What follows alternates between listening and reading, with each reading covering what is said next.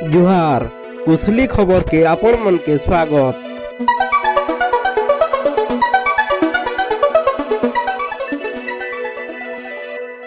उड़ीसा के Mahalia मिलबा Covid टीका मुख्यमंत्री नवीन पट्टनायक कले बड़ घोषणा।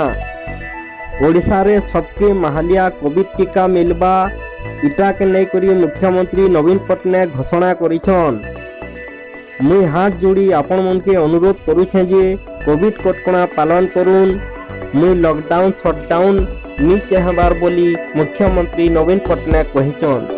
कोविड कटकणा के पालन करबार लगी से लोक मन के अनुरोध करिछन। अलगा राज्य मन के कोविड संक्रमण बढ़वार रे लगी छे, तेणु राज्यवासी ई कटकणा मानबार लगी बाध्य बोली मुख्यमंत्री कहिछन। उड़ीसा रे एते दिन तक 46.5 लाख लोग टीका नहीं सारे न। विश्वस्त सूत्रु मिली सूचना मुताबक उड़ीसा थी एवं 18 रु 45 बरस बयसर 40% लोग अर्थात 1,80,00,000 लोग ई वर्ग रे रहिचन।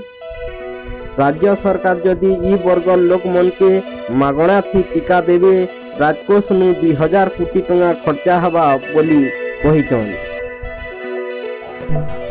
चैनल के सब्सक्राइब करो और पाखे थी बार बेल आइकन के बजाओ।